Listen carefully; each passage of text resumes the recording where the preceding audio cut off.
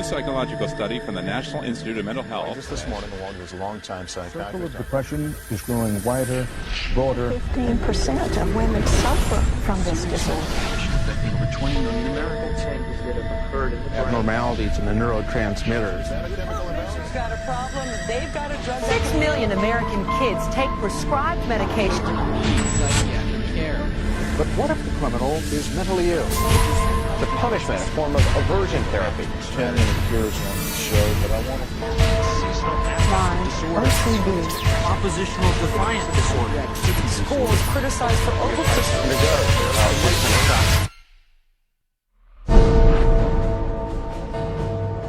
Donde quiera que mires, ahí está. ¿Piensas que la psiquiatría no tiene nada que ver contigo? Piénsalo otra vez. Todo el campo de la psiquiatría se ha metido en cada faceta de tu vida. They basically believe that everyone is mentally ill. You smoke too much, it's a disease. You're too unhappy, it's a disease. You're too thin, it's a disease. You're too fat, it's a disease. Where are these coming from? These are coming from the minds of psychiatrists that are dreaming these things up, writing papers and getting published with their names on it, creating these new diseases. First he said that I had ADD. Then he said that I was depressed. Then he said I might be bipolar, but I don't have ADD anymore. And he said, you know, I've been noticing you, and I wonder if you have it too. What they decided is that both my husband and my son had a chemical imbalance that needed to be corrected with a chemical balancer.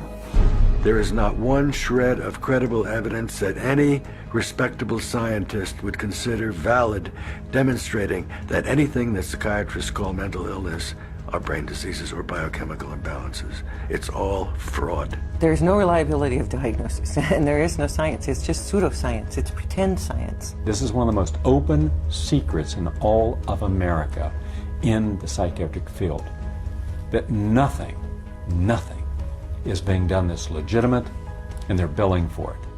Los psiquiatras afirman que más de 1.000 millones de los habitantes del planeta están mentalmente enfermos. En los últimos 30 años han prescrito medicinas psiquiátricas a 543 millones de personas. Y ahora mismo drogan a 17 millones de estudiantes con estimulantes y antidepresivos. Al preguntarles recientemente sobre la base científica de su profesión, los psiquiatras dispuestos a ser entrevistados no ofrecieron más que excusas. Psychiatric illness is not really illness. How do you evaluate if someone is cured or sick? Cure is certainly something we look forward to. We had no earthly idea how to accomplish. We're not good at causes. We don't know what causes mental illness. Pero eso no les ha impedido declararse expertos en salud mental y tratar a la gente en contra de su voluntad. ¿Y los resultados? This psychiatrist, man who's supposed to work to heal people, has done nothing but destroy this man's life, and in destroying his life, destroying the lives of all of his loved ones. Excuse me. They've damaged and ruined my son, and they've trapped him in a system. The way that they treated him and made him feel like he was worthless. Bryant was being kept dumb and high on Ritalin so that they could make $2,500 per month. He gave me Valium, and I got addicted to it. It wiped out my life. My life has been ruined. My joy has been stolen. She was lying there. She took two gasps of air and died right there in front of me. It is really tragic. It's awful. And it's being done for money. That's why it's being done. Oh, it's got to be in the billions. I don't know the exact number, but it's got to be in the billions. It's just unbelievable. This is so big that it boggles the mind. Toma la tragedia humana que acabas de ver y multiplícala por millones. En las últimas 4 décadas murieron en hospitales psiquiátricos del gobierno casi el doble de americanos que en todas las guerras de Estados Unidos desde 1776. Las compañías de seguros pagan $69,000 millones al año por servicios psiquiátricos, doblando el costo de las primas de seguros médicos. Y mientras se embolsan más de $2 billones al año, los psiquiatras no pueden mostrar ni una sola cura. ¿Difícil de creer? Eso es exactamente con lo que cuentan. Y como te mostraremos, esa es la forma en que desde el principio se han salido con la suya.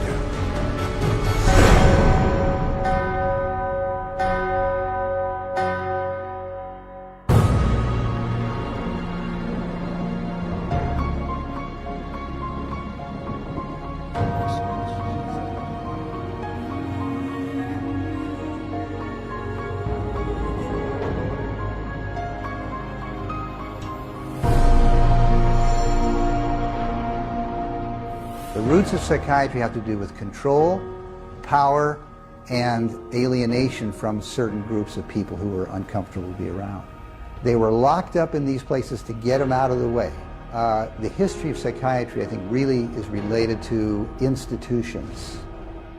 El Hospital Bethlehem Royal de Londres fue una de las primeras instituciones psiquiátricas del mundo. Conocido comúnmente como Bedlam, el hospital no era más que un depósito para quienes se creía que estaban locos. Se encerraba a los internos en jaulas, closets y establos, se les encadenaba a la pared y se les azotaba, mientras el hospital cobraba la admisión para que el público los viera. En el siglo XVIII, William Bailey fue el primero en promover que sus hospitales podían curar a los enfermos mentales. Los manicomios de Bari lo hicieron el hombre más rico de Inglaterra, aunque sus tratamientos eran tan inhumanos como los practicados en Bedlam sin un solo paciente curado. Su éxito financiero desencadenó un auge en el negocio de los manicomios y la oportunidad para que los psiquiatras se aprovecharan de esta nueva industria. This was an era where, on both sides of the Atlantic, specialized institutions for the mentally ill are beginning to be built in large numbers. Those institutions date back certainly to the beginning of the 18th century, and in a few cases even earlier than that. But the explosive growth of an asylum sector, of asylumdom, as some historians have called it, is very much a 19th century phenomenon.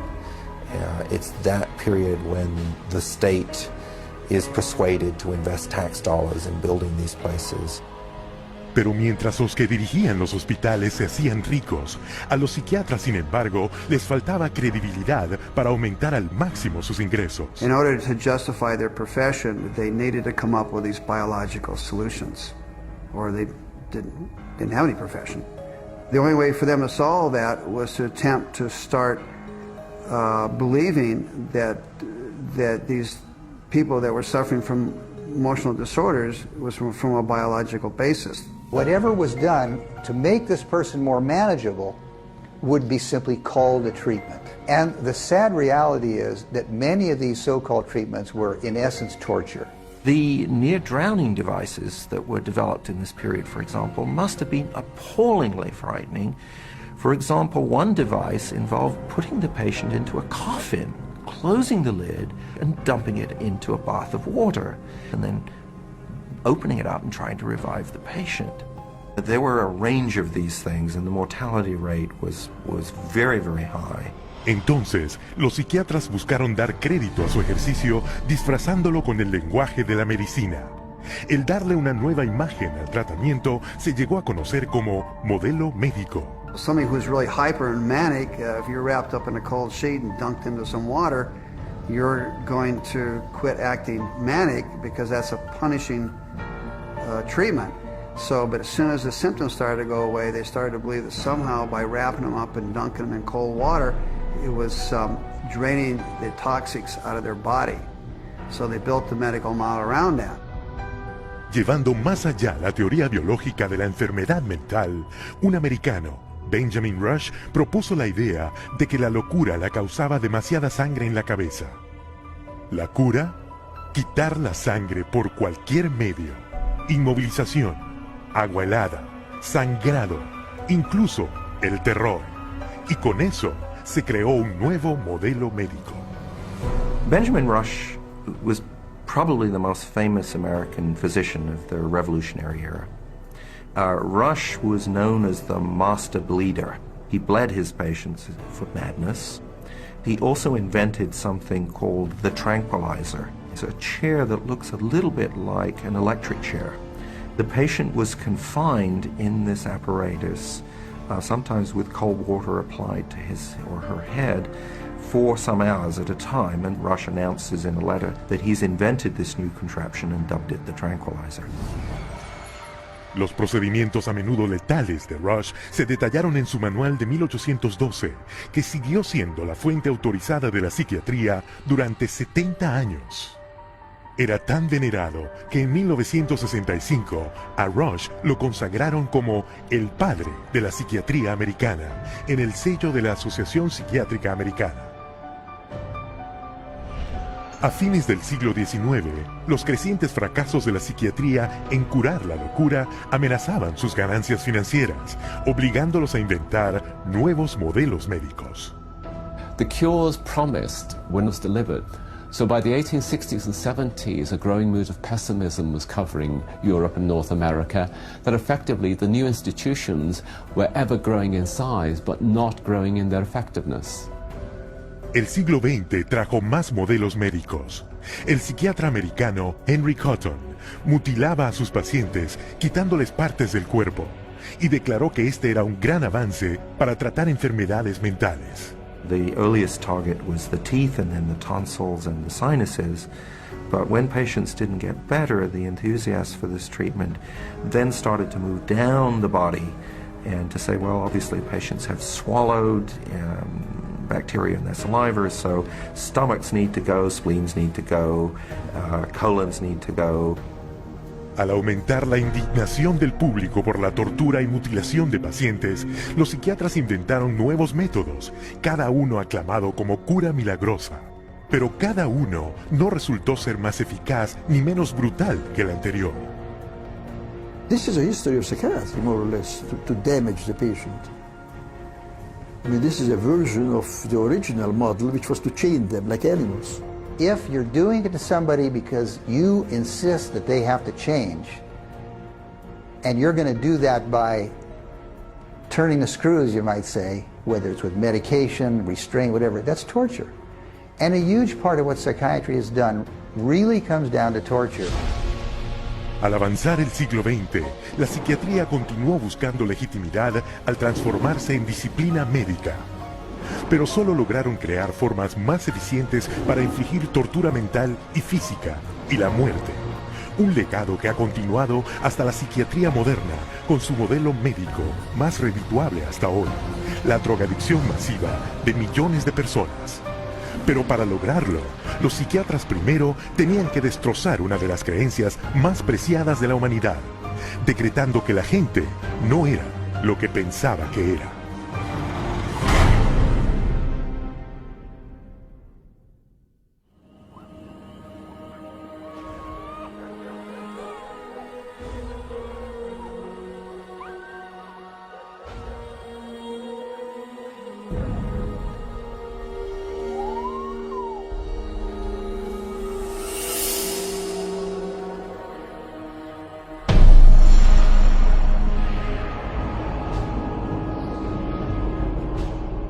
Universidad de Leipzig, Alemania, 1879. El profesor Wilhelm Wundt experimenta con los sentidos humanos. Wundt declara que los pensamientos, personalidad y comportamiento del hombre no son más que reacciones químicas del cerebro. Wundt became frustrated with his inability to change behavior because he was dealing with the original, psychology. That's the psyche, that's the soul. He created a new science, which was based on man being an animal without a soul, to be trained. Not to be a thinker, but to be trained. Estudiantes de todo el mundo se reunieron para estudiar la nueva definición del hombre por Wundt como un organismo sin alma. El espíritu de la época lo resumió el filósofo alemán Friedrich Nietzsche. Gott ist tot. Gott bleibt tot. Wir haben ihn umgebracht. Siguiendo la teoría de Wundt, el ruso Ivan Pavlov experimentó con animales buscando métodos de modificar el comportamiento. Pavlov studied in Wilhelm Wundt's laboratory in Leipzig, Germany, in the late 1800s. And he experimented with dogs, with electrodes and stimulus response, denying privileges to denying rewards. And he noticed that when you brought out some food in front of animals, dogs in particular, that they would begin to salivate. So he'd ring the bell at the same time that he brought the food out, and then eventually, instead of bringing the food out, he just rang the bell, and of course the dogs got all excited. He called that a conditioned reflex. Los primeros sujetos humanos de Pavlov fueron niños. Les perforaba la mejilla para reunir y medir su saliva. Pavlovian conditioning became one of the major foundations of a lot of behavioral science research in the 20th century. La idea de que se podía controlar el comportamiento con condicionamiento repetitivo se conocía como conductismo. The behaviorists believed that all children are animals and can be trained as animals. This was the view of behaviorists. As a matter of fact, John Watson, the most famous of the behaviorists, says that you have to treat human beings or look at human beings the way you would look at the ox you slaughter. See, the behavior is not interested in what's up in your head or your soul because they don't believe there is a soul. El sucesor de Watson, el psicólogo de Harvard B.F. Skinner, creía que todo comportamiento podía manipularse para adaptarse a cualquier fin que el psicólogo conductista buscase. Skinner developed what's called operant conditioning, where he was able to demonstrate you can change animal behavior by certain schedules of reinforcement, by giving them rewards at certain times, and then you can teach pigeons to play ping pong, for example, and you can teach rats to run mazes. And you can teach human beings to seek certain economic or societal rewards. Skinner could actually shape new behavior patterns, and this actually was the sort of thing he quite soon became very famous for.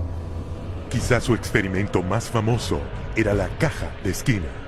He was designing a Skinner box, which is something like a big playpen, but everything in it's controlled. The temperature's controlled, the light's controlled, and so on. And the idea is then you present children with certain stimuli that you want them to learn to react to. Durante casi un año, Skinner aisló a su hija en una caja, similar a las que se construyen para las ratas. The child was stimulated and had to respond in a certain way, like a chicken or a rat in a cage, because they firmly believe that children are animals. If you believe, though, that a child is a human being, you can't train him like a rat. Hoy, el Instituto Nacional de Salud Mental de Estados Unidos paga casi $40 millones al año del dinero de los contribuyentes para la investigación de psicología conductista. Un total de $19,000 millones desde 1948. Con esos fondos, los psiquiatras aplican las mismas técnicas de condicionamiento desarrolladas por Pavlov, Watson y Skinner. Un buen ejemplo, un centro de detención juvenil donde se conecta a los niños a baterías de 270 voltios y se les dan choques en la llamada terapia de aversión. Antoine was having a number of problems because he was up at a center that was shocking him every time he did anything. There was a button on a little, almost like a TV remote, that would be used and pushed. They will get an additional shock for trying to remove the electrode. So they're expected to sit there and let this electricity pass through their skin without trying to remove it. If they yell in anticipation of the shock, they will shock the student an additional time for yell. The cost to send a student to Judge Rottenberg from New York is about $214,000 per student. These students are tortured. They're given this electric shock therapy for no other reason but to inflict pain. Otras técnicas incluyen el administrar electrochoques para tratar el desvío sexual, el lanzar fuertes impulsos magnéticos al cráneo para interrumpir la actividad cerebral y el disparar alto voltaje a través de electrodos implantados quirúrgicamente para reprimir el comportamiento problemático, lo que cuesta hasta $100,000 por paciente. Y mientras esta ciencia sin alma llevó a técnicas de modificación del comportamiento que aún generan miles de millones de dólares en investigación y tratamientos, también cimentó otro movimiento psiquiátrico que causaría la muerte de millones de personas.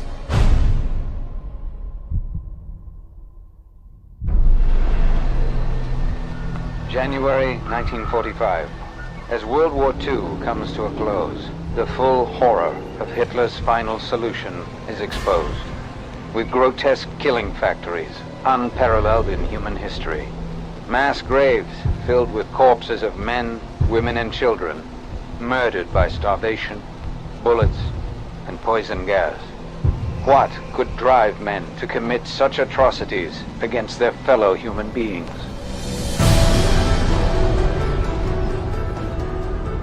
La respuesta es la pseudociencia llamada eugenesia, creada y promovida por psiquiatras décadas antes de que los nazis llegaran al poder.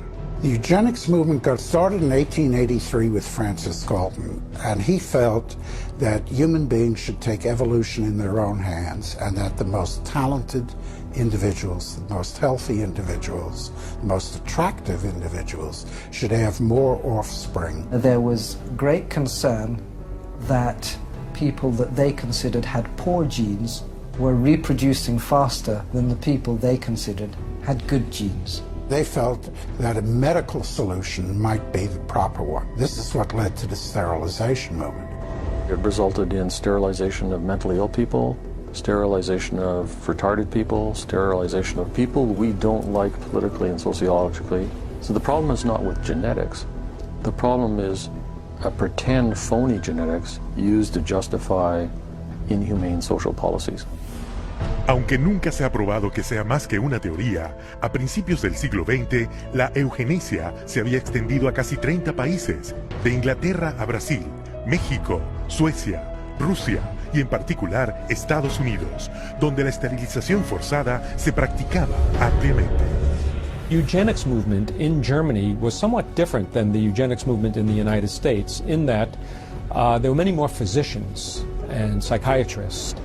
Alfred Ploetz was one of the pioneers in the German eugenics movement and how to control the population of those whom he considered inferior. In 1905, along with his brother-in-law, Ernst Rudin, he established the first organization for racial hygiene. Alle Nationen haben sich mit einer außergewöhnlich großen Menge an minderwertigen, schwachen, kranken und Verkrüppelten abzugeben. Durch kluge Gesetze über Sterilisation würden wir auch in der Lage sein, den vernünftigsten Weg der Zeugung herbeizuführen. Hitler particularmente admiraba al eugenicista americano Madison Grant. Hitler proclamó que el libro de Grant, La desaparición de la gran raza, era su Biblia personal.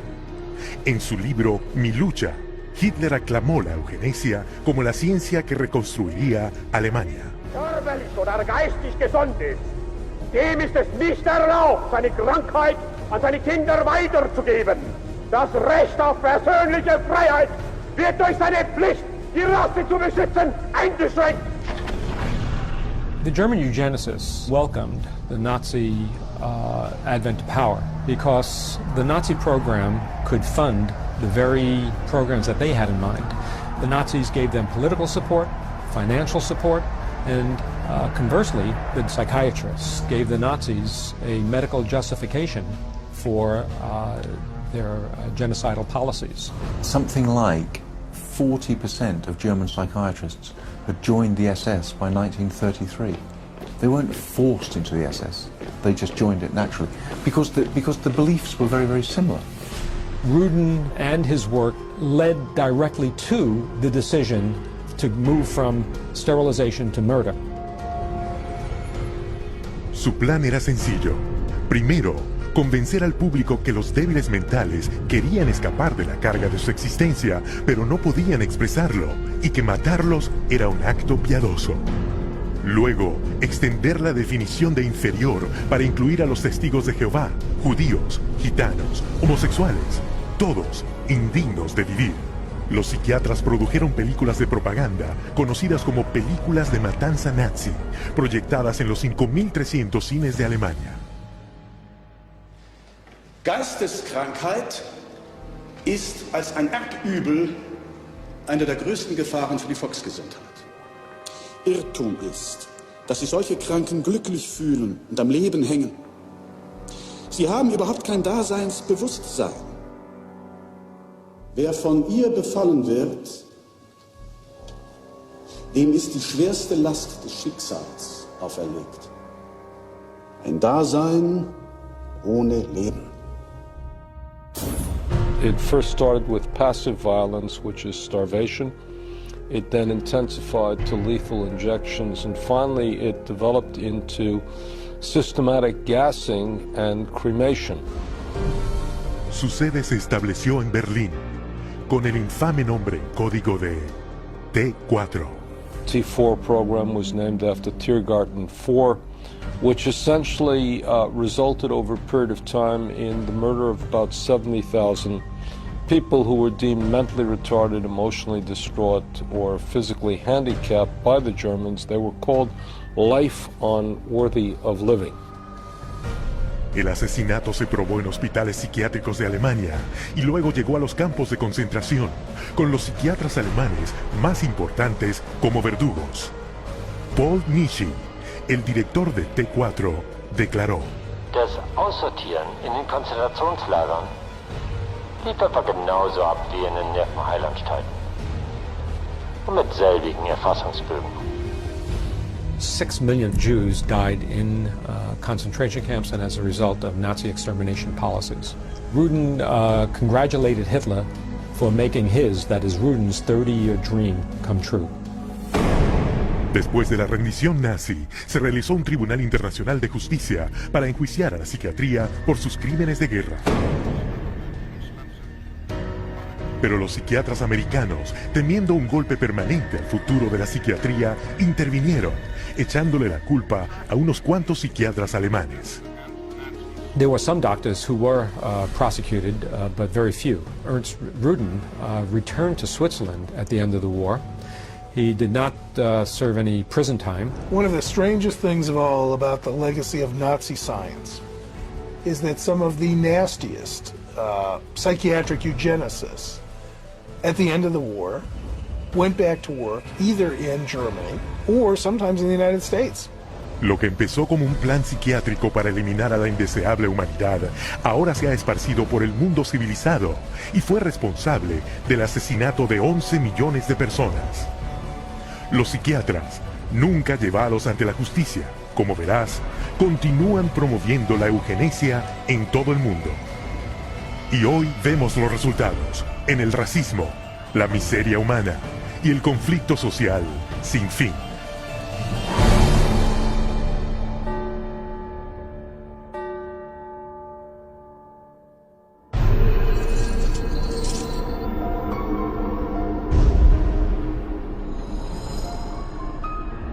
After World War II, a new eugenics was resurrected out of the bones and ashes of the old eugenics.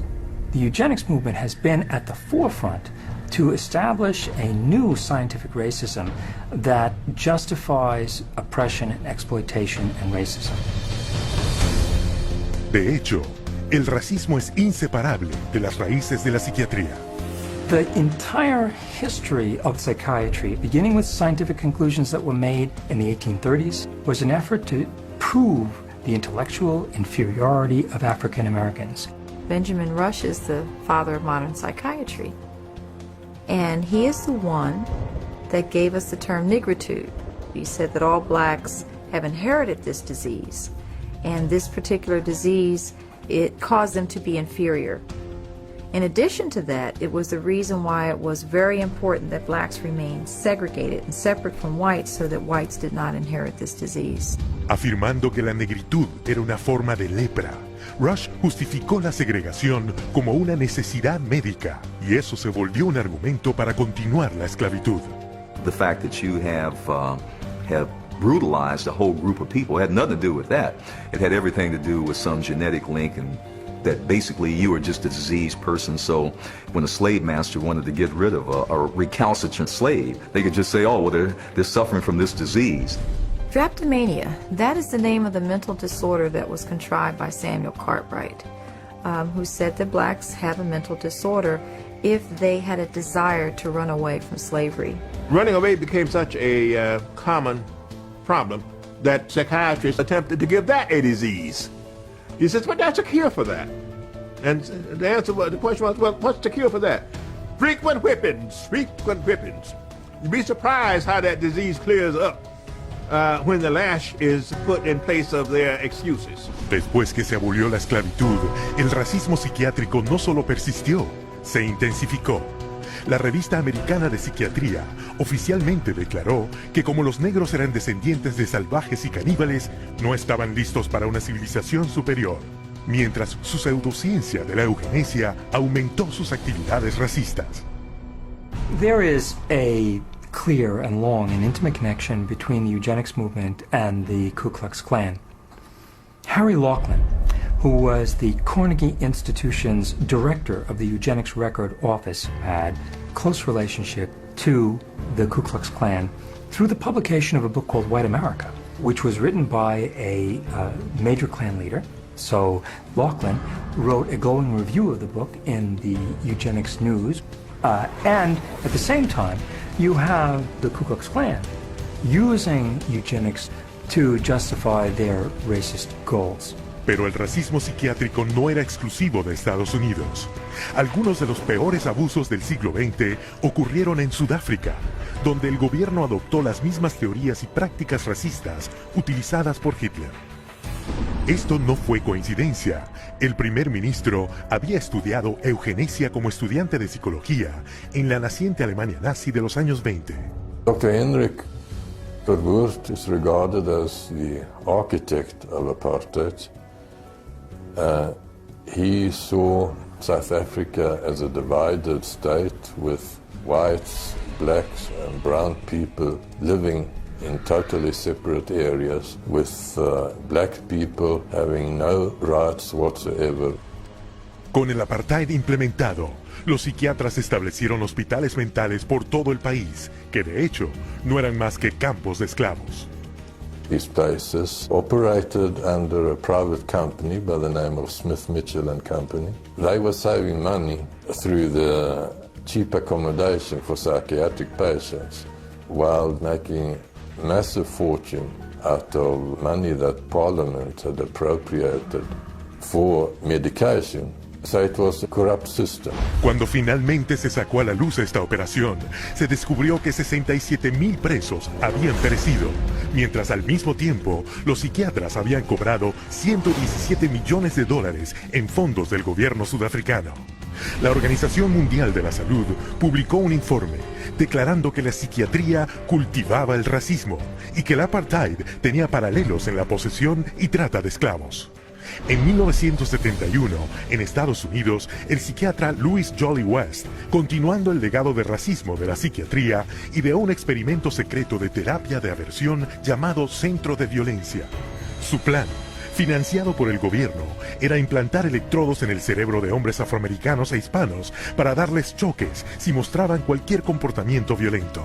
Y si eso no funcionaba, castrarlos químicamente con drogas. Cuando la proposición racista de West enfrentó la indignación del público, el plan se archivó. Aunque las implacables teorías racistas de la psiquiatría fueron neutralizadas, no fueron detenidas. En 1994, el psicólogo Richard Herrnstein, coautor de La curva de Campana, afirmó probar que los negros eran genéticamente discapacitados y, por tanto, inferiores a los blancos.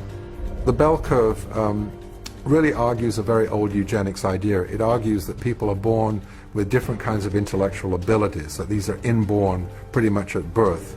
It goes back to the notion that somehow black people are genetically and biologically inferior to white people as a way to justify what was really its programs of social racism and social sexism. And you see that kind of thinking going on in public school testing and IQ testing and educational testing and tracking. And this new tool fit into that old mold. It was a new tool that could prove the intellectual inferiority of African Americans. Psychiatric profession has done great damage, certainly in the past, and far too many in the present, too, to subvert democracy and perpetuate racial stereotypes, even more, deep racism in society. We have to battle against this continual misinformation, disinformation, pseudoscience. It can be repackaged in whatever form or format it is. But if it is based solely upon the color of one's skin and then is the merit of that human being, I just reject it.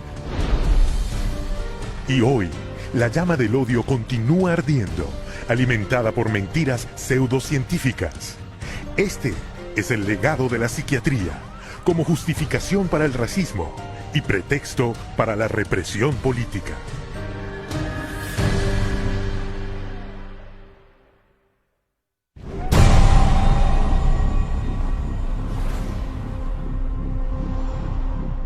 быть верными коммунистическим идеалам, убежденно, с революционной настойчивостью претворять в жизнь ленинский завет, учиться коммунизму, трудиться самоотверженно, по-коммунистически, всей жизнью своей, утверждать на земле дело Ленина, дело партии. Клянемся!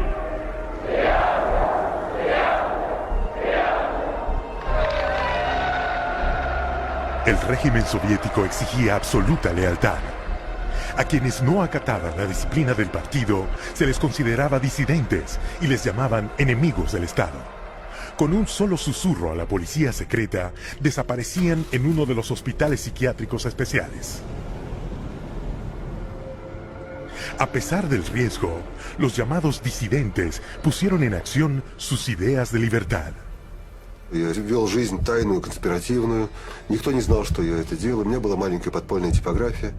И я стал делать листовки. Mientras que otros se consideraban ciudadanos soviéticos leales. Я, например, считал, уверенно считал, что я один из лучших советских людей. Когда уже даже меня арестовали и написали особо опасный государственный призыв, я рассмеялся. Я при нем, при этом же самом нынешнем генерале, рассмеялся. А он меня вызывает psiquiatra na otro. Según los psiquiatras soviéticos, todos sufrían de inflexibilidad de convicciones, síntoma de un nuevo trastorno, esquizofrenia inactiva. Вот когда добьешься, тогда я заем. Так до конца пей. Я не буду с ним. Ребята, не заставьте его. Давай пей.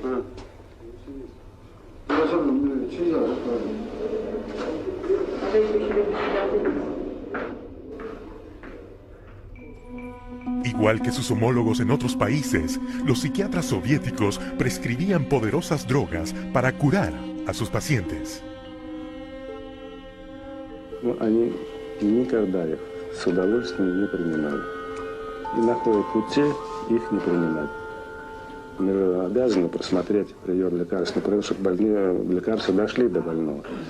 Вот они где-то уже, как говорится, в горле проглатывают, все, ротовая полость чистая. И потом вот такие делают какие-то движения, отрыгивают. Врач на обходе говорит, как себя чувствуете, Петр Петрович?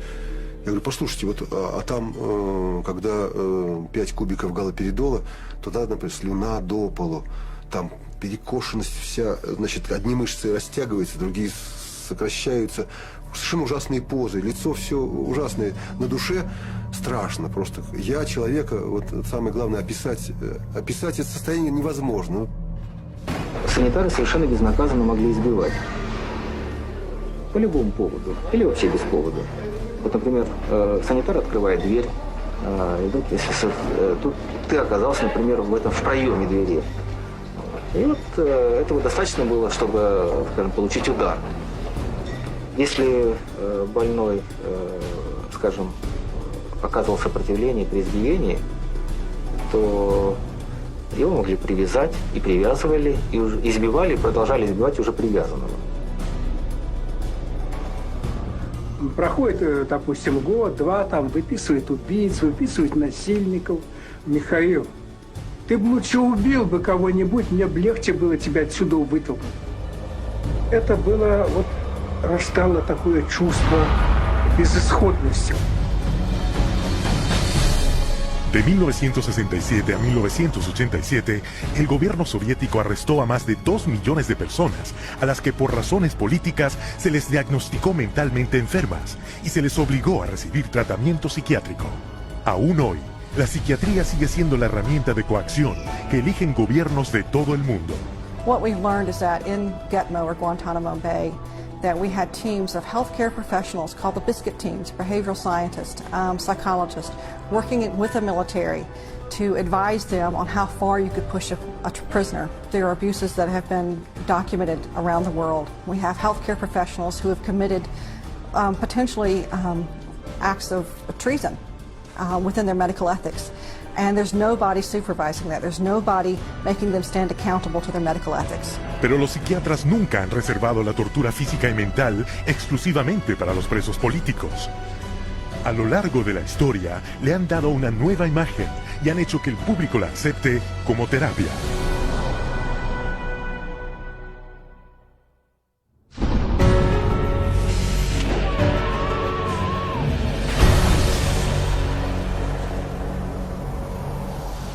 A partir de los años 20, los psiquiatras adoptaron una nueva serie de procedimientos que según ellos funcionaban al ocasionarle daño intencional al cerebro. Manfred Sokal had this notion that he could kill just the bad brain cells, that somehow we have good brain cells, we have bad brain cells. So if you give people enough insulin, you kill those bad brain cells, and if the person survived this epilepsy, they would be better off for it. A pesar de que las convulsiones le causaron grave daño a la médula espinal al 40% de los pacientes, Sokal señaló el estado infantil obtenido y declaró que su tratamiento era un éxito. Se construyeron salas de insulina en los hospitales y la terapia del coma se volvió un gran negocio. Para no ser superado, Ladislaus von Meduna de Hungría creía que él podía erradicar la enfermedad mental provocando convulsiones para dañar el cerebro con una droga llamada metrazol.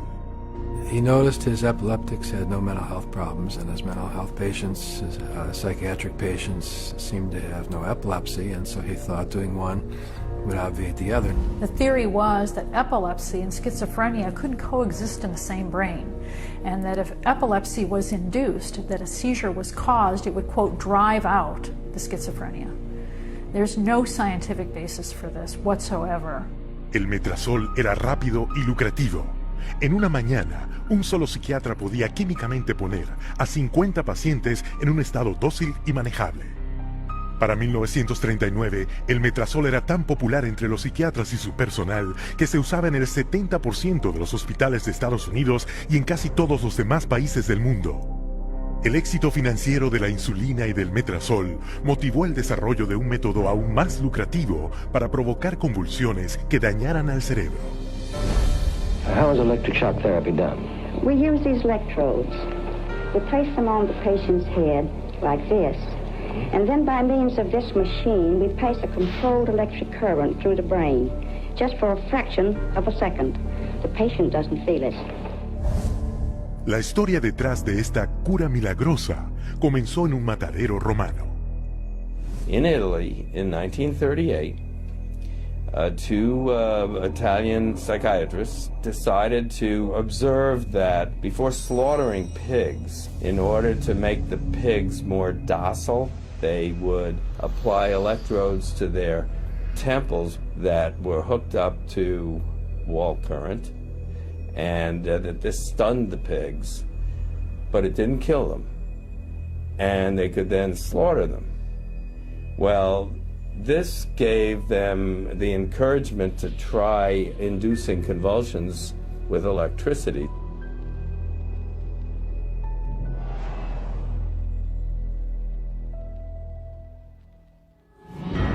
We would see teeth falling out, broken spines, bones knocked out of joint, broken bones, and people even getting internal organ damage from being restrained while they were having these uncontrolled writhing seizures, convulsions. Many patients have been returned to their homes and jobs who might still be here if it were not for this helpful form of treatment.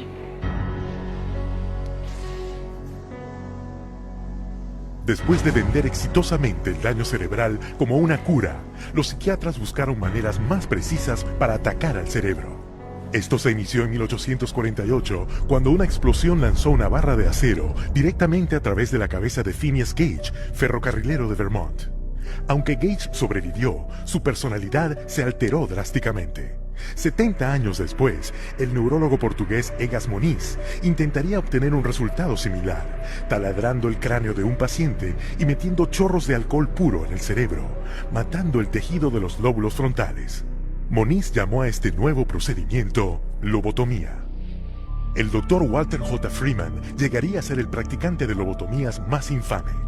descubrió que podía hacerlas más rápido sin tener que taladrar el cráneo. There was no anesthesia, and he would just lift up the eye and stick nothing more than an ice pick right into the brain, right under the orbital bone, and then just rake the thing back and forth until he was satisfied that he had caused enough disruption of brain tissue, and then pull it out. Freeman viajó por el país en su lobotomóvil, mutilando el cerebro de sus pacientes en el escenario o a veces en el mismo vehículo. And he would pull up and offer lobotomies to people, get referrals from the local doctors, or sometimes people didn't even go through doctors. They'd go right to the lobotomobile, and he would just do the brain-damaging procedure right there. Cuando sus privilegios quirúrgicos le fueron revocados, después de haberle causado la muerte a su último paciente en la mesa de operaciones, Freeman ya había realizado o supervisado más de 3.500 lobotomías, en las cuales él mismo admitió que a más del 25% de sus víctimas las había dejado en un estado vegetativo. They lobotomized 1 million people in the 40s and the 50s and beginning of the 60s until they came to the conclusion that this was a destructive treatment. Pero aunque las curas milagrosas pronto fueron denunciadas como fraudes que dañaban el cerebro, los psiquiatras se mantenían un paso adelante, inventando nuevas formas de psicocirugía, presentándolas como avances médicos. I completely shuddered from head to toe. And that's what I heard in my head when he drilled something in my brain. Northwest, actually, of the centre hole. I'm sorry I had to do that. Yeah, why did you have to do that? I went all funny and all, Did my you? head all shook inside. Oh dear. All my head shook inside. Yes, all right. Everything shook, my eyes, everything, my teeth. Oh, that's well, well. That was grievous bodily harm done to my brain. And nobody has the right anyway to play God with somebody's brain. The whole operation took about 8.5 hours, and they kept me awake for every second of it, and I remember every second of it. And I still remember it to this day because I have this operation every day of my life. Whether I like it or not, I have it. Los psiquiatras aún alaban los beneficios de la lobotomía, un tratamiento que les da un ingreso de $31 millones anuales. Debido a la mala reputación de la lobotomía, los psiquiatras se apresuraron a poner de nuevo en primer plano al electroshock. Lo rebautizaron terapia electroconvulsiva. Hoy le dan anestésicos al paciente para apagar sus gritos y agentes paralizantes para evitar verles retorcerse en su agonía. The main misconception that people have about ECT is that it's new and improved. The new and improved refers strictly to these cosmetic improvements because, in fact, they make it easier on the witnesses. The person isn't shaking all over the table. They're paralyzed now. It isn't new. It isn't improved. It is worse. Every 10 years or so, there tends to be, first of all, a denial that it causes any harm. Secondly, an acknowledgement that it might have caused harm, but here's a whole new approach, and now this one is blameless, without any research to back it up. The ECT machine can produce anywhere from 50 to 400 volts. It's the kind of energy that we use for industrial machinery that might be in a steel mill or a printing press, some large piece of machinery. It's an extraordinary amount of energy, and it causes a great deal of damage. Y aunque se publican muchas historias de prisioneros que fueron físicamente maltratados con electroshock, la cantidad de electricidad aplicada por los psiquiatras para la terapia electroconvulsiva es 33 veces mayor. Ese daño se dirige más frecuentemente contra los más vulnerables. 2/3 partes de quienes han recibido electroshock son mujeres, a quienes se les diagnosticó el síndrome premenstrual, el trastorno menopáusico o la depresión posparto. La mitad de los pacientes tratados con electroshock son ancianos. Una vez que se les acepta en asistencia social médica, estos ancianos reciben un 360% más de terapia electroconvulsiva que los de 64 años. ¿Y a dónde llega todo esto? A 40.000 muertos y a otros más que son incontables, con tal daño cerebral que no tienen esperanza de recuperar una vida normal. Por $12 de electricidad, solo los psiquiatras de Estados Unidos generan un ingreso de $5.000 millones. Pero la siguiente cura milagrosa que los psiquiatras agregaron a su arsenal les dio más dinero que nunca, ya que es más rápida, más barata y puede convertir a cada hombre, mujer y niño en un paciente de por vida.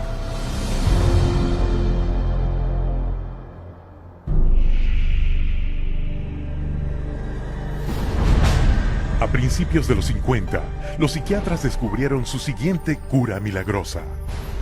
Una sustancia química originalmente creada para matar parásitos en los cerdos. Su descubrimiento entorpecía la función cerebral de un modo similar al de meter un punzón en la cuenca del ojo. Era un viejo tratamiento con un nuevo disfraz.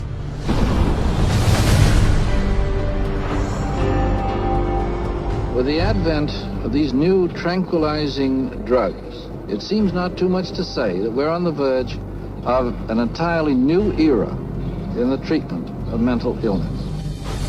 Nombrándola lobotomía química, el psiquiatra canadiense Heinz Lehmann describió el Thorazine como una píldora fácil de tomar, con el mismo efecto que la psicocirugía, pero sin ensuciar nada. Thorazine provided psychiatry with the entry into mainstream medicine. It had its magic bullet. If I'm a psychiatrist and I have to spend an hour talking to someone in psychotherapy, there's only so much I can charge for that hour. But if I can come in, give you a pill, and send you back out in 15 minutes or 10 minutes, that's a much more efficient use of my time monetarily. Lo que los psiquiatras no le contaron al público era que el Thorazine causaba una condición neurológica atroz, conocida como disquinesia tardía. And that's a neurological syndrome where you have muscle twitches, abnormal jerks, which are uncontrolled, and they either last for a long time or sometimes they're permanent. So that's very clear, very well recognized long-term or permanent brain damage from these medications. Mr. Blount has virtually no signs of his original illness now. The signs that the movements of his mouth are completely side effects of the drugs that he was on for 20 years. Mr. Blount is quite rational. He understands what's going on. And if you're patient, he can carry on a very rational conversation with you. Even when you remove the drug, it may still remain. It means you have caused a permanent disabling of the brain. In the late 50s, you get the first signs of it, people starting to worry about it. But it's not until the late 70s that psychiatrists start warning their patients about it. 20 years. El fabricante del Thorazine, SmithKline French, tenía buenas razones para ocultar la mala noticia. Tan solo el primer año, su inversión tuvo un rendimiento del 3000%. Con el público y la prensa sin conocer los severos e incapacitantes efectos secundarios, médicos y psiquiatras prominentes se reunieron en Puerto Rico para sentar las bases para difundir las drogas psiquiátricas en el futuro. El psiquiatra Nathan Klein escribió lo siguiente en el informe final de la conferencia. The present breadth of drug use may be almost trivial when we compare it to the possible number of chemical substances that will be available for the control of selective aspects of man's life in the year 2000. El Dr. Klein encabezó un movimiento que inundó con nuevas drogas psiquiátricas maravillosas el mercado mundial, apoyado por una masiva máquina publicitaria que gastó cientos de millones de dólares. La psiquiatría era ahora una industria de narcotraficantes. Para 1970, la Asociación Psiquiátrica Americana dependía tanto del dinero de las compañías farmacéuticas que el 30% de su presupuesto anual venía de anuncios de estas en sus revistas oficiales. So we had money flowing to trade organizations, we had money flowing to the doctors, and to their journals. Well, we all know that that is going to influence how they think. The majority of National Institute of Mental Health and National Institute of Health scientists are getting more money from drug companies on the side than their tax-based salary. Con tanto dinero por ganar, todo lo que los psiquiatras necesitaban era una teoría científica para justificarlo. ¿La solución? Un informe oficial que declaraba que todos los problemas mentales derivados del llamado desequilibrio químico del cerebro requerían drogas para corregirlo. This chemical imbalance is one of the greatest fallacies ever foisted upon patients and the public. There is no chemical test to show an imbalance related to any psychiatric disease, whether it's depression, anxiety, what have you. The chemical imbalance is for the benefit of the psychiatrist. It has to be there so that psychiatrists can treat it. Pero las fraudulentas teorías del desequilibrio químico no podían ocultar las crecientes pruebas de efectos secundarios comunes y aterradores, como la acaticia. Akathisia is like an extreme inner nervous agitation. People describe it as wanting to crawl out of their own skins. And this happens with great frequency, and it is absolutely, totally well understood to be associated with suicide and violence and homicide. Tras años de informes de esos efectos secundarios e incontables casos de violencia, automutilación y muerte, en 1991, especialistas en salud, legisladores y el público finalmente obligaron a la FDA a ordenar una investigación. I know with absolute certainty that if Charles had any idea of the side effects of Prozac, he would never have taken it. I had two sons, David Lee, age 8, Billy 16. Wife 20 years, all gone. I'll tell you why. After being on Prozac for 21 days, my wife shot and killed both of these two boys right here. She turned the gun to herself and shot herself twice. I took the 9mm automatic, sat down on the bed and put the gun to my head. And I blew a 4-inch hole out the back of my arm instead of my head. Thank God I was a lousy shot. Had someone looked further into Prozac, steps could have been taken to avoid it. Lo que se suponía que fuera una sesión imparcial era un panel de psiquiatras que en su gran mayoría tenía lazos financieros con las compañías farmacéuticas. They basically couldn't find an expert, a doctor, a psychiatrist, at a leading medical school who basically in some way or another didn't have a consulting agreement, hadn't taken money from the pharmaceutical companies. I do not find from the evidence today that there is credible evidence to support a conclusion that antidepressant drugs cause the emergence and or the intensification of suicidality and or other violent behaviors. 500 deaths, 33 murder cases, and over 20,000 adverse side effects. Would you like to tell me why this drug is still on the market? Is there an alliance, an unholy alliance between psychiatric community, the pharmaceutical industry, and the FDA? And the answer is yes. Esta alianza deshonesta se hizo muy evidente en 1997, cuando las compañías farmacéuticas persuadieron a la FDA a que se les permitiera anunciar directamente al público.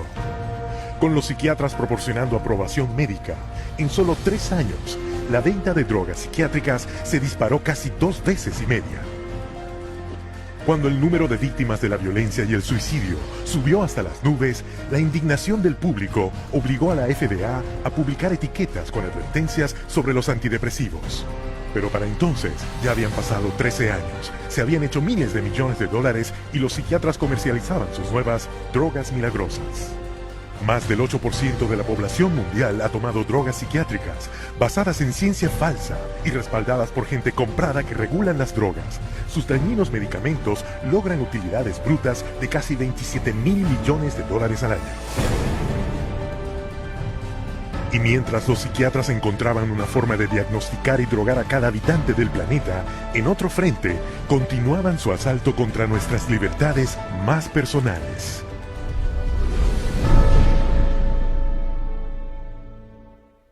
Los psiquiatras exigen el derecho absoluto a determinar qué es lo mejor para el llamado enfermo mental.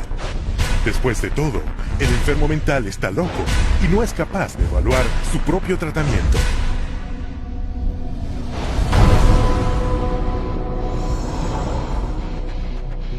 Para hacer cumplir su autoridad sobre los demás y mantener sus hospitales llenos a niveles redituables, los psiquiatras usan un método llamado internación involuntaria.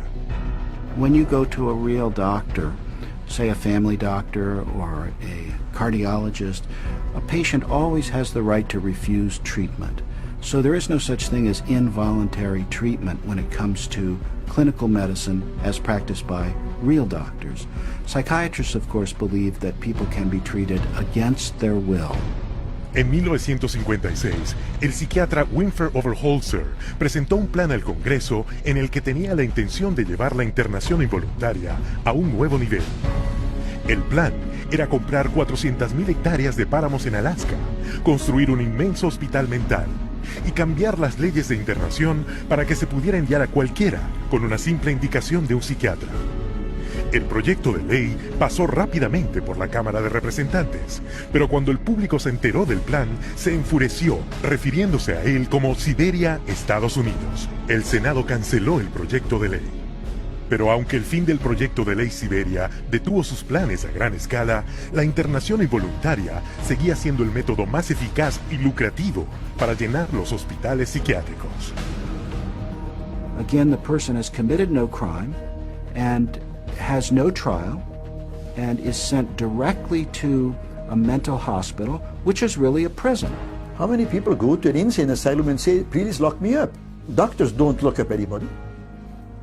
Psychiatrists lock you up. Incluso los niños pueden ser separados de sus padres, dejándoles poco recurso legal. They just invaded our home. They came in with officers. Our kids were scared.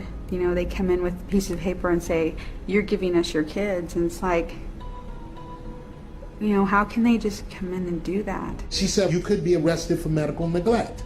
And I said, but how was that when, you know, this is my child?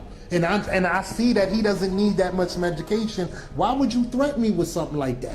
At 10 p.m., 2 policemen and 2 social workers came to my house and took all 4 of my kids away. Una vez internado en un hospital psiquiátrico, al paciente se le droga y se le controla. The more a person objects, the more this objection is construed as symptom of a mental illness. At which point the person would be locked up in restraints. There would be the ankle, the knee, the waist, the head, the wrist, and the shoulder restraints. And if when that process was happening, if there was almost any resistance at all, the person then would be medicated to a point where they would almost be knocked out. We had one case where they actually took a patient in a seclusion room and beat him up. Then they lied about it to the services that investigated. So it's a pretty wide range of abuse issues that we've encountered. El personal psiquiátrico provoca a sus pacientes a la violencia para poder cobrar a las compañías de seguro hasta $1,600 diarios por cada paciente inmovilizado. A patient would resist diagnosis, resist treatment, and also want to leave treatment while they were at the hospital. And invariably, every time, that person's situation would be exacerbated until they were put in constraints and medicated, at which point there would be documented reasons to keep that person in treatment. La carga de tales sumas reclamadas se le cobra directamente al público en las crecientes primas de seguros de salud. En cuanto a sus víctimas, la experiencia es traumática e incluso mortal. 16-year-old Rochelle Claiborne died in Laurel Ridge's care last August. The state report shows during the restraint, quote, Rochelle stated several times she could not breathe. In almost all respects, the staff behaved appropriately, followed the standards. Aprovechándose de que las leyes sobre la restricción son débiles o vagas, a los psiquiatras y a su personal casi nunca se les acusa criminalmente por agresión con lesiones y asesinato. He begged me to take him home, take him out of there, that they were treating him wrongly, and he didn't want to stay there. And I got a call that there had been an accident, that they held him down until he couldn't breathe anymore. I wish I would have listened to him, take him out of there before it had happened. And then I miss him every day. And I wish I could have him back, but I can't. Hasta hoy, a nadie se le ha acusado por el asesinato del niño. Los ancianos son un objetivo importante del abuso psiquiátrico, con el tratamiento de ancianos en hospitales mentales que cuesta al gobierno y a las compañías de seguros más de $29 mil millones al año. Unwarranted commitment has occurred that wouldn't have occurred if the people hadn't had insurance. The proof of that pudding is generally in how fast they get out once the insurance runs out. Involuntary commitment is a form of psychiatric slavery, where persons are treated as if they're property and they are deprived of liberty, and people are making money in the process. As long as we have involuntary mental hospitalization, psychiatry is a prison work. It's a crime against humanity. It is not medicine. Cada minuto del día, alguien es encerrado involuntariamente en un hospital psiquiátrico. Y si crees que es algo que no puede ocurrirte a ti o a alguien que conoces, Piénsalo mejor. Cada 75 segundos en Estados Unidos, alguien es internado en contra de su voluntad. Y con más de $1 billón dedicados a los hospitales de Estados Unidos desde 1965, los psiquiatras se han conseguido un negocio muy lucrativo, oculto tras una interpretación dudosa de la ley. Pero muy a menudo los psiquiatras cometen crímenes demasiado flagrantes para ignorarlos.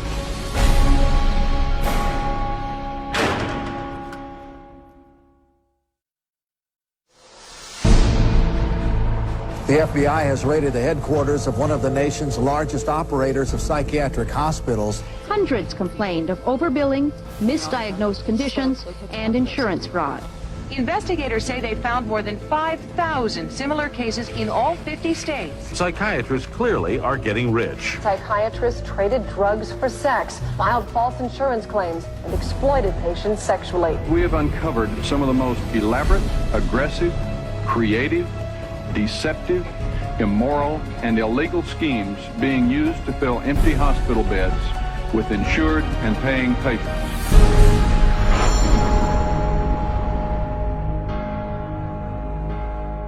Cada psiquiatra hace un juramento de seguir un código de conducta ética, de poner el cuidado de sus pacientes por encima de todo.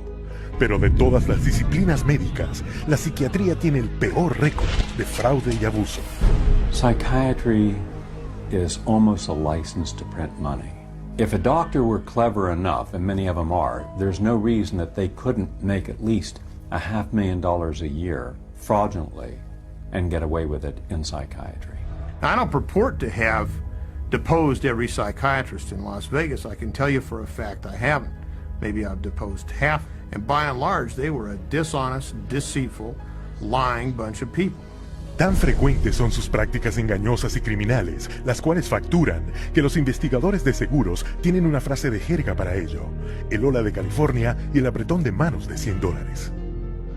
$100 handshake is when usually a patient is institutionalized. Psychiatrist, psychologist will visit that person, shake hands with them, say, hello, I'm Dr. So-and-so, I'm taking care of your problem here, and then leaves. They might have 10 or 20 patients there. They bill an hour for each one, and they might be in the hospital for a total of 30 minutes. So 20 patients, 20 hours, and they'd send the bills off to Medicaid. We see that most of the victims of recovered memory therapy were women who had excellent health insurance, whether it was government insurance or private insurance, because many insurance policies wouldn't pay for this kind of long-term nonsense. So those people were targeted because of the nature of the insurance that they had. Cada año, la industria psiquiátrica de Estados Unidos defrauda al gobierno y a las aseguradoras privadas por $40,000 millones usando cualquier medio posible para engañar al público. There were some advertisements, very seductive advertisements for people wanting to lose weight and were having problems losing weight. And they would be given, all expenses paid to go to a particular spa. But when they got to this spa and went in and signed in, it wasn't a spa, it was a psychiatric center. And then they couldn't get out. What instead they received massive doses of mind-altering drugs, and they were kept for a lengthy period of time, and their insurance carrier was billed tremendous amounts of money for something that was unnecessary. Pero sus mentiras van más allá del pabellón psiquiátrico y hasta los tribunales, donde como testigos pagados dirán cualquier cosa para cobrar sus honorarios. A psychiatric expert who will have one opinion in one scenario and a completely opposite opinion in another scenario based on which law firm or governmental agency is paying for his time. The psychiatrist on one hand will tell the public that suicide can be prevented, but will go into court and tell a jury that suicide cannot be prevented. And then once you show his prior inconsistent statements, you also show that he is paid very well by pharmaceuticals, then the jury says, you know what, we're not so sure about you because you just lied to us. Añadamos a su codicia, deshonestidad y avaricia sus crímenes sexuales. Constituyendo tan solo el 6% de los médicos de Estados Unidos, los psiquiatras son responsables de la tercera parte de los delitos sexuales cometidos por médicos. It has happened so often that by the mid-80s, the insurance companies who insure physicians across America started writing sexual claims out of the policies altogether. That's how common it was. The system was so broken that more than 25,000 complaints had been registered, but nothing acted upon. When a psychiatrist has a patient, a female patient, and abuses them sexually, there's a very high probability they'll get away with it. I've seen many cases where the mental health professional becomes very disturbed and is using very strange and odd treatments, and that can go on for many years with no one finding out about it because it's not very public. It's quite private. Things happen behind closed doors. Trágicamente, sus crímenes sexuales a menudo implican niños. Un buen ejemplo es el del Dr. C. Markham Berry. En apariencia, un miembro muy respetado de su comunidad. Pero todo eso se hizo añicos cuando lo arrestaron por haber violado sexualmente a los niños. Sacaron de su casa camionetas llenas de pornografía infantil y la investigación posterior descubrió que había violado sexualmente a sus pacientes, niños entre 7 y 17 años a quienes fotografió y violó sexualmente. El Estado lo describió como los 50 años de una aventura sexual desenfrenada y clandestina de Berry con niños. Este no es un incidente aislado. Es el carácter cuidadosamente enmascarado de los miembros de esta profesión. En las ciudades, los estados y los países podrán encontrarse psiquiatras que cometen violaciones, abuso sexual, asesinato y fraude. Y como vas a ver, toda la credibilidad de la psiquiatría depende del mayor fraude de todos.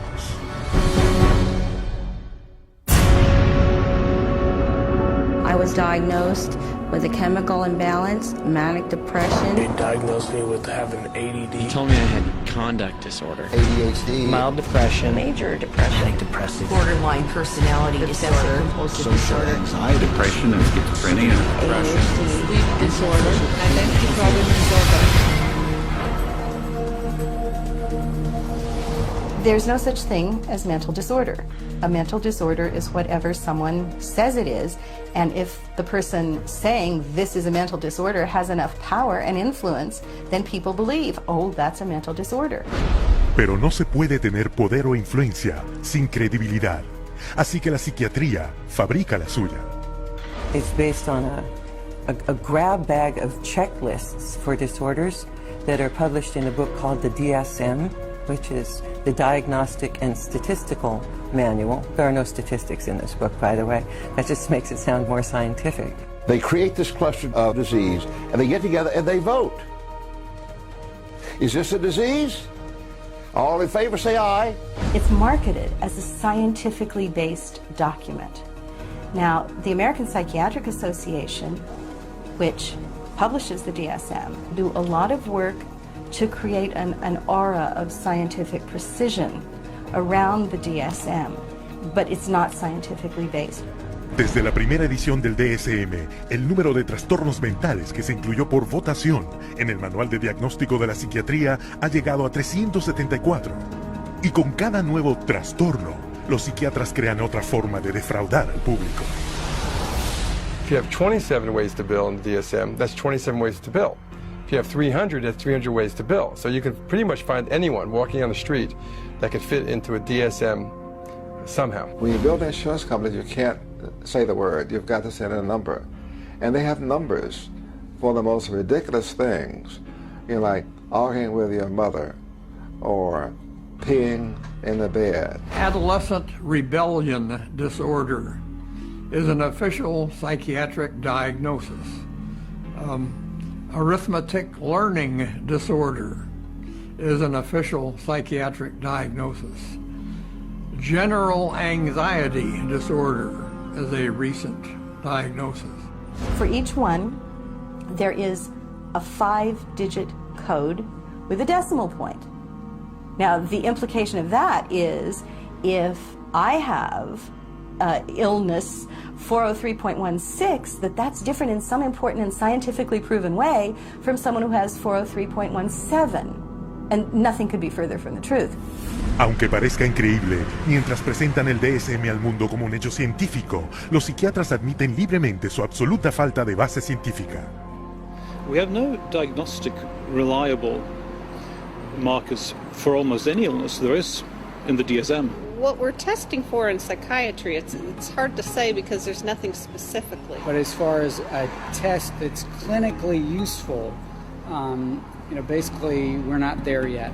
We don't have any laboratory tests that we can use to determine whether somebody does or doesn't have a mental illness. There are no good biological tests for detecting mental illness. There is no test, there's no biopsy you can do. There is no chemical test right now. There are no specific tests to confirm the diagnosis or show the improvement, like any blood tests or any x-rays or anything like that. Oh, in my practice I don't do any tests. I just speak with people and listen to them, and then I make a decision in what kind of illness. Estos diagnósticos varían tanto como los psiquiatras que los dictaminan. En estas secuencias, tomadas con una cámara oculta, una persona visitó a varios psiquiatras quejándose de los mismos síntomas. I'm extremely unorganized, and I didn't used to be. It's caused problems in the family. It's caused problems getting, I'm self-employed. You've got ADD, ADHD, you're depressed, and your depression is bipolar depressed. You have a brain chemistry disorder that's probably genetic. You have a lot of the symptoms of depression. So it seems like it is a mixed picture. What that means is like we got some depressive symptoms and some, high symptoms. If you're bipolar, I'll need to give you a mood stabilizer. We don't know, I kind of doubt it. It's considered low-grade bipolar. You are more of the ADD than ADHD. And as far as medications for depression, because I would recommend that you start a medication, which are Prozac, Zoloft, Paxil, Celexa. Usually Focalin XR is pretty good. I'll give you some Lexapro in the morning and some Trazodone at night. Lamictal is a better medication for that. It works on your depression also. But the treatment for any bipolar cycling is the same. Lithium, Remeron is another one. Trazodone, Tegretol, Depakote, Wellbutrin, Lexapro, Lamictal, Equitroid, Depakote, Lithium, Ambien. You may need an antidepressant also with your Lamictal. We don't know if I give you a medication if it is going to work or not. To a certain degree, it's trial and error. You never know if it's the right drug. How many people have I cured? Well, there are no real cures right now in psychiatry. I have cured none of my patients. We're always challenged by our lack of knowledge. In fact, we don't know what the causes of mental illness are. Most mental illnesses, we do not know the cause. Of course, it would be nice to know exact reasons of disorders, but maybe in the future. I'm the Director of Research at the American Psychiatric Association. We don't know the etiology of really any of the mental disorders at the present time.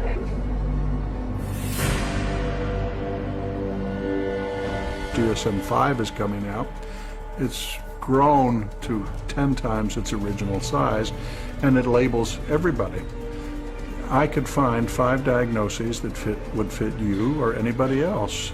Compara esto con los métodos de investigación de la patología, una ciencia real que descubre enfermedades reales usando una amplia variedad de pruebas de diagnóstico precisas. We do millions of laboratory tests as well as the structural examination and the microscopic examination. It's a whole series of applied scientific procedures. In the case of psychiatry, there isn't any laboratory tool that can precisely identify a psychiatric disease and allow it to be classified. It's not as if there's some study of tissue or some study of the body or some study of matter. These are all categories which are made up. They're simply made up. They don't exist in nature. They're decided upon by psychiatrists and voted on. Los psiquiatras no son los únicos que se benefician con el DSM. Siempre que se encuentre un diagnóstico psiquiátrico, se encontrará una droga psiquiátrica. The pharmaceutical corporations now contribute enormous sums of money for the education of psychiatric residents and for the support of research by their professors. So that psychiatry today has become in America, has become very largely learning of which drug to use with which disease or disorder. We need to make sure that we understand the very close interactions among the American Psychiatric Association with its DSM, the pharmaceutical companies, who love the fact that every time there's a new edition of the DSM, there are dozens more categories in there, and so more conditions for the drug companies to say, oh, we've got a pill for that. En el 2006, un estudio reveló que el 56% de los psiquiatras que decidían qué trastornos incluir en el siguiente DSM tienen lazos financieros con al menos una compañía farmacéutica.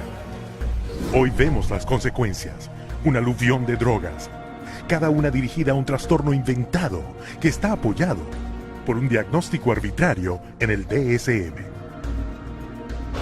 The fact that it is couched in the language of science without necessarily having any of the scientific data or underpinnings to justify it is as threatening as anything we've seen today.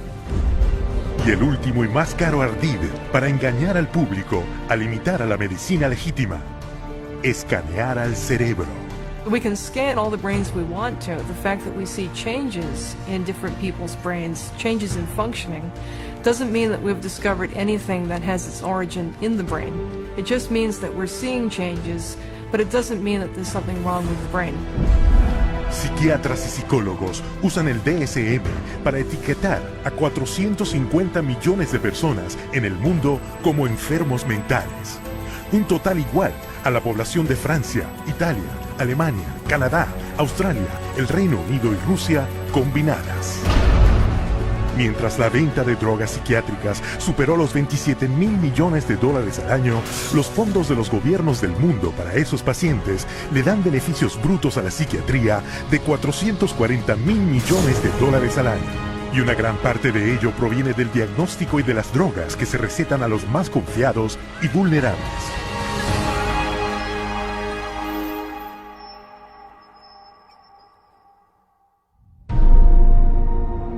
We have swallowed all manner of poisonous certainties fed us by our parents and school teachers. If the race is to be freed from its crippling burden of good and evil, it must be psychiatrists who take the original responsibility.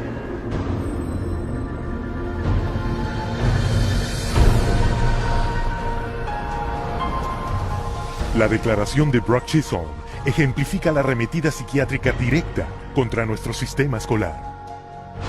They actually said that the purpose was social control, not to pass on knowledge, not to give him something so that he can go into the world of work.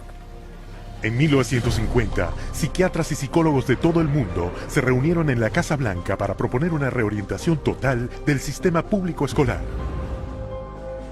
The White House Conference on Mental Health in the 1950s was a landmark that served to bolster the idea that schools would serve their communities better as mental health clinics than they would as institutions of learning. In the early 60s, the world of psychiatry started to really go places in this country. Little by little, it came into our schools, our educational system. Y para 1965 se convirtió en ley. Se les dio luz verde a los psiquiatras para que etiquetaran y drogaran a los estudiantes al por mayor. A child is labeled ADD or ADHD the minute he can't sit still for a 10-15 minute period of time, or he talks constantly, or ignores the teacher completely. That will get him and earn him an ADD or ADHD label. En 1987 se etiquetaba libremente a los niños con el trastorno del déficit de atención e hiperactividad TDAH. En un año se diagnosticó a 500,000 niños americanos con este trastorno. Para 1994, esa cantidad se había elevado a 4.4 millones. Como respuesta a la alarma pública generalizada por la aparente epidemia de enfermedad mental, los Institutos Nacionales de Salud, financiados por el gobierno de Estados Unidos, reunieron un panel de prominentes médicos y psiquiatras para explicar a los padres y educadores exactamente qué era el TDAH.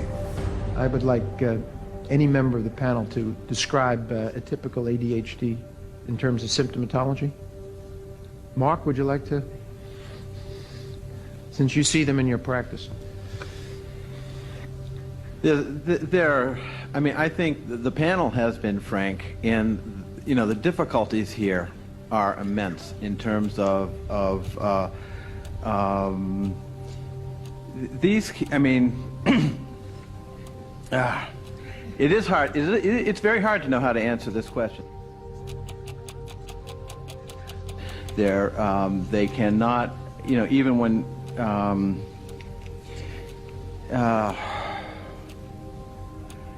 They are as if driven by a motive. There are some good clinical descriptions.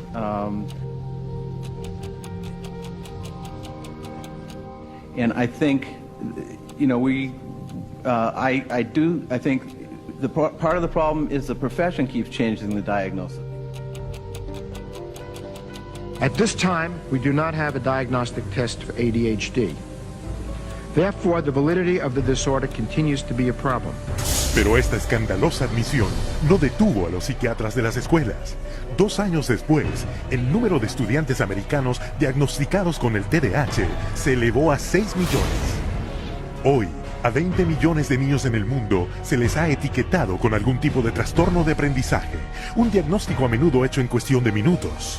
We would sit behind a two-way mirror along with the parents. We would then look at the child. We would do small manipulative activities with them to see where their deficit was. It was wrong what we were doing. We were looking at a 5-minute glimpse of this child's life and saying, okay, here you go. Here's a little pill, take it, you'll be fine. Esas pildoritas como Ritalin, Adderall y Concerta las clasifica la Administración para el Control de Estupefacientes de Estados Unidos como sustancias muy adictivas, igual que la cocaína, la heroína y la metanfetamina. When I was on the Ritalin, it made me just feel totally different, like I wasn't even who I was. I was, flipping out, was twitching, going crazy. I felt like I was out of it all the time, like I wasn't there, I wasn't human. You're just a zombie, pretty much. You do what you can just to get by and just don't do anything extra. My mother never teased me, but she thought I really had ADHD and I was wrong, and I had something wrong with me. So I thought she'd feel bad and feel sorry for me if I died, but then again, I thought that she would miss me a lot, and I also love her a little more than I wanted to kill myself. And so I stopped when I realized that. La abundancia de medicamentos recetados creó una nueva fuente de ingreso para los chicos: vender sus medicamentos a sus compañeros. It's called kitty cocaine. They take the Ritalin and they just repackage it and they sell it on campus to the kids because it's like speed. I figured if I was going to do drugs, I might as well make it worth it. And I ended up doing street drugs, and then I ended up getting into it really bad. We're looking at marijuana and other things as being gateway drugs, and actually the so-called medications are a greater gateway drug. The Ritalin drugs are backfiring big time because if the child is already disruptive and he takes cocaine, he's going to be a lot more disruptive after he's taken it. It is not going to calm him down. Boom, she got on the drugs and her personality changed, her behaviors changed, they became erratic and dark and violent, and it was just a nightmare. He kept having adverse reactions, becoming very, very angry. He could not control his behavior, he couldn't control his temper. He was on 5 different psych meds, Prozac and lithium, and he was 7 years old. And he was unable to function. He would have rages and then crying and all kinds of just violent rages, grabbing knives and all of this.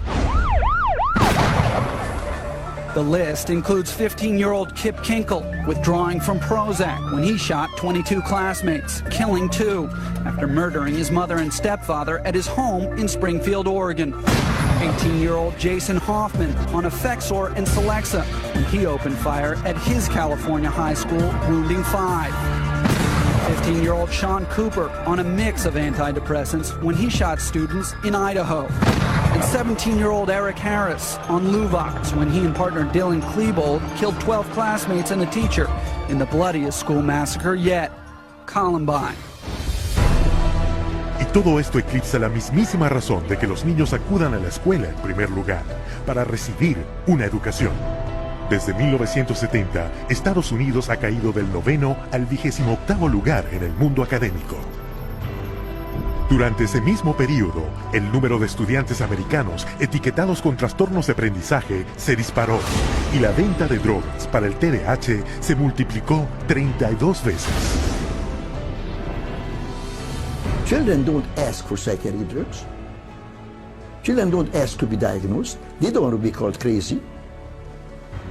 So you ask the classic Roman question, legal question, cui bono, who benefits? The people who make the diagnosis.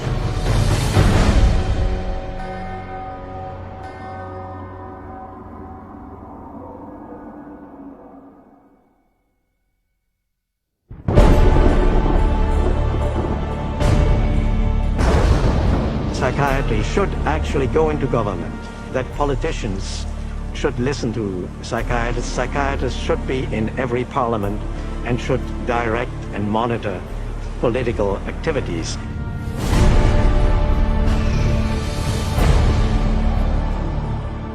En poco más de un siglo, la psiquiatría se ha infiltrado en la sociedad a escala global. Y no fue un accidente.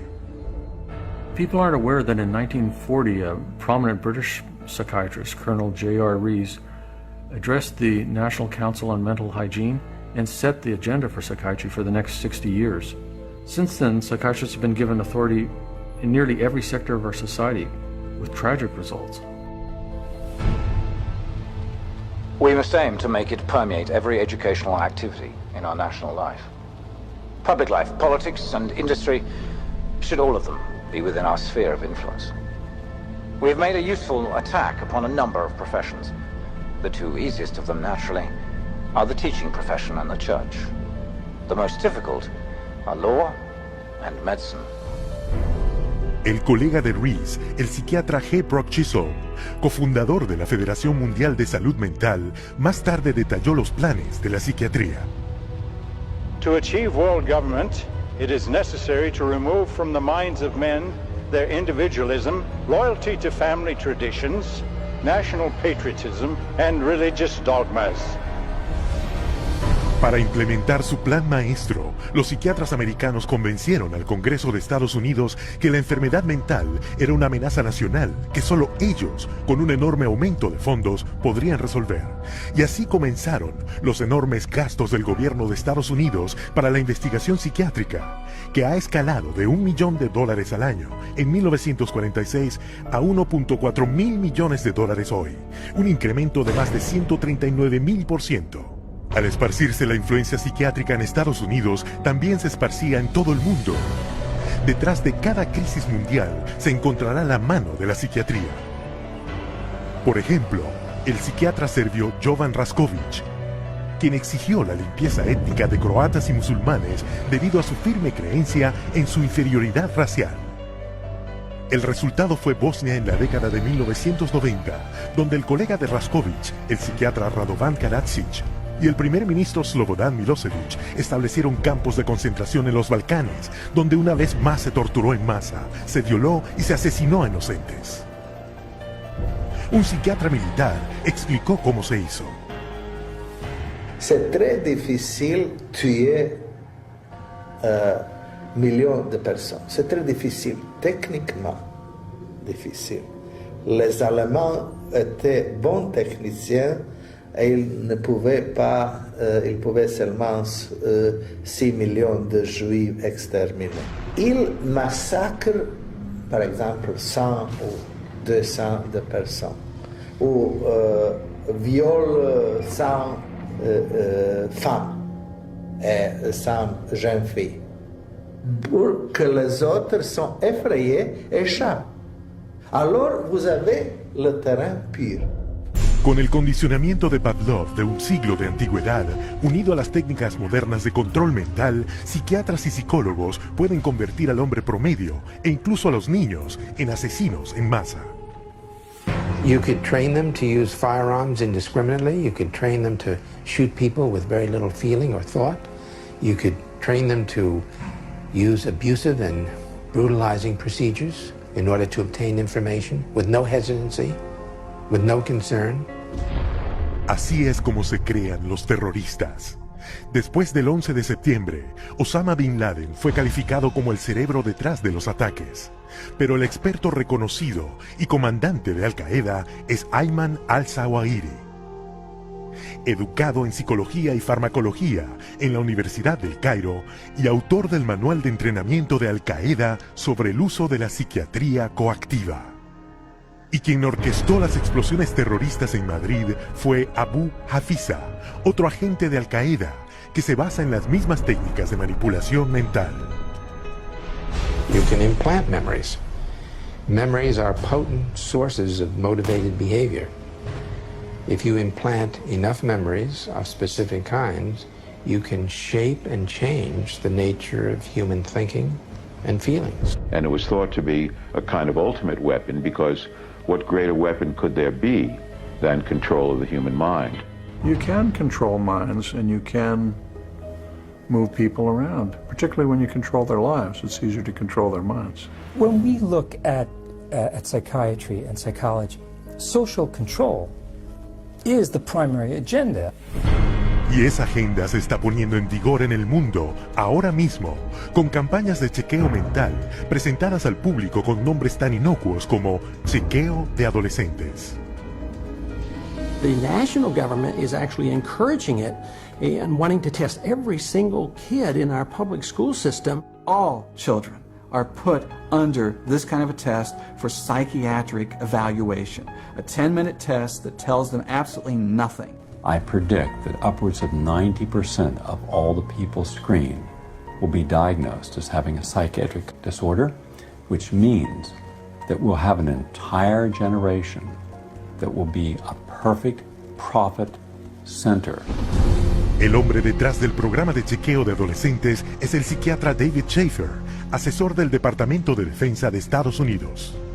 They're not just screening children to have complete control of the 52 million children in school. They're screening now, and that bill, they will screen their parents, and they will screen all adults in America.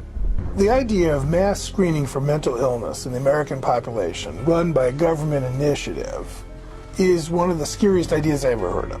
Psychiatry is politics, has always been politics. It is politics pure and simple, because psychiatry was always the application of force against people who don't want to be forced. It's a sad thing, and parents better wake up. Society better wake up, because we're in serious trouble if they don't. El plan maestro de la psiquiatría de infiltrarse en todos los sectores de la sociedad se está convirtiendo en realidad. No tenemos una epidemia de enfermedad mental, tenemos una epidemia de psiquiatría. Se puede y se debe hacer algo al respecto.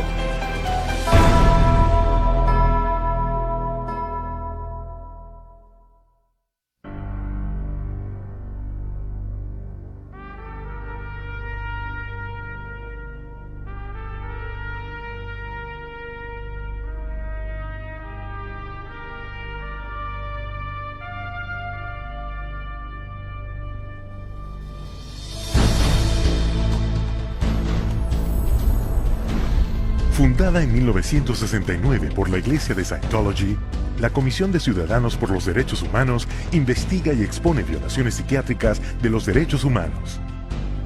Desde su sede internacional en Los Ángeles, California, CCHR documenta las prácticas de intrusión y destructivas de la psiquiatría y publica sus hallazgos en 15 idiomas.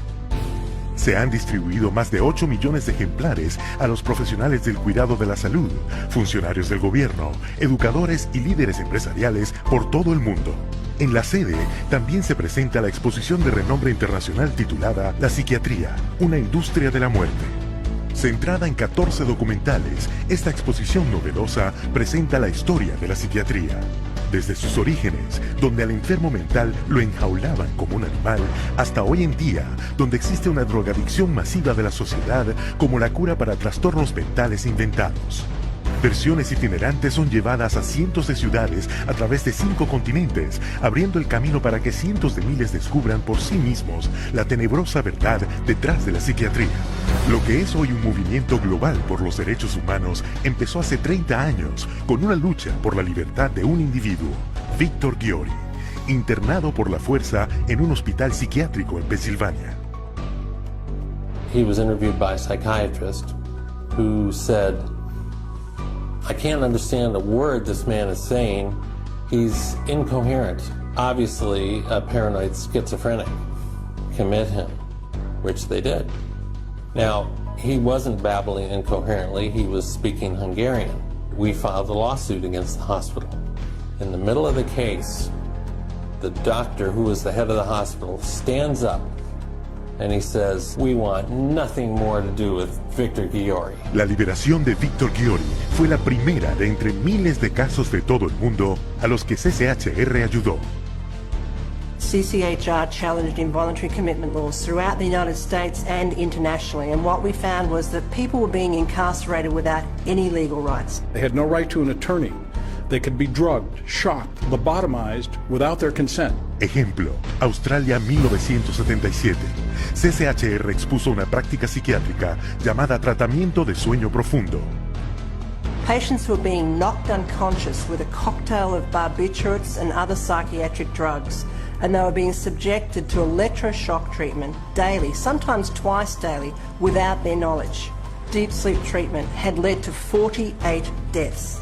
CCHR lo investigó, lo expuso y luchó durante más de una década hasta que el tratamiento del sueño profundo fue prohibido.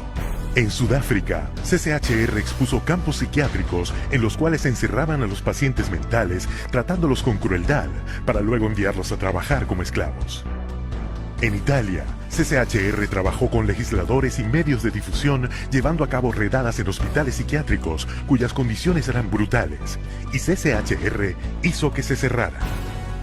En Japón, CCHR expuso los crímenes financieros de los psiquiatras y los hospitales que estaban defraudando al gobierno y a los contribuyentes. Se juzgó a los culpables y los hospitales se cerraron. Y en Estados Unidos, CCHR destapó un fraude de $1.000 millones dentro de la cadena más grande de instalaciones privadas para salud mental. 600 agentes federales hicieron redadas a lo largo de 20 estados. Docenas de juicios siguieron, se impusieron multas por millones y toda la cadena corrupta de hospitales se fue a la bancarrota y cerraron permanentemente. Y tras cada advertencia que vemos hoy sobre las drogas psiquiátricas se encuentra CCHR. CCHR has documented the side effects of these drugs, has taken evidence to the FDA, has gone to Congress, has obtained congressional hearings. It took 13 years before the FDA finally admitted that those drugs can cause suicide and issued black box warnings. We got 9 state laws passed. Following that, it was the introduction of the Child Medication Safety Act in 2004. Tan solo en los últimos 3 años, organismos internacionales reguladores de las drogas han emitido más de 50 advertencias que exponen los peligros de las drogas psiquiátricas. History has told us every workable method that could be used to help people who are seriously disturbed, who do need some sort of treatment, has been suppressed and smashed by the vested interests of psychiatry and the pharmaceutical industry. The public's largely been getting their information from the industry that benefits on putting them on psychiatric drugs.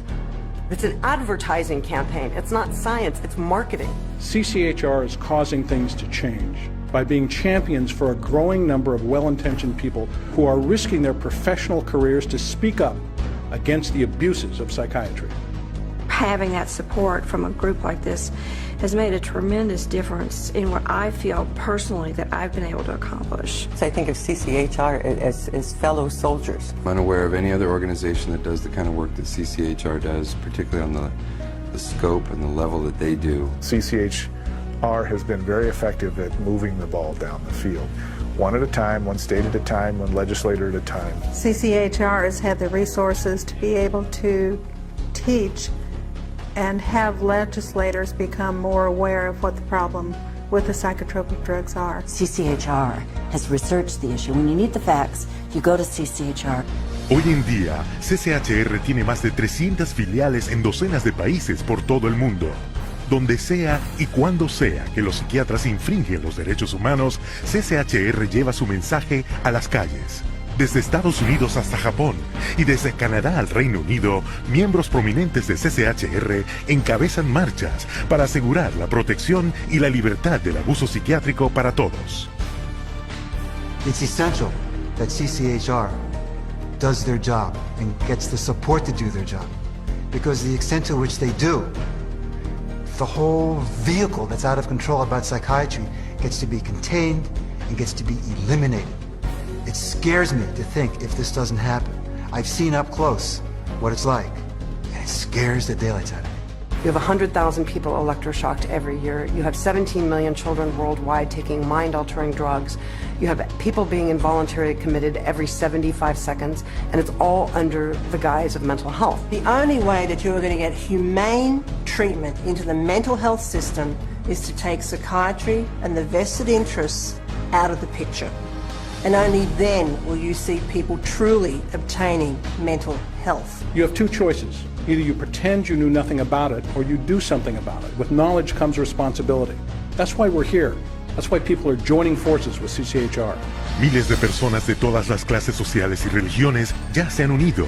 CCHR investiga y expone las violaciones psiquiátricas de los derechos humanos y continuará haciéndolo hasta que las prácticas abusivas y coactivas de la psiquiatría cesen y se le devuelva a todos sus derechos humanos y su dignidad.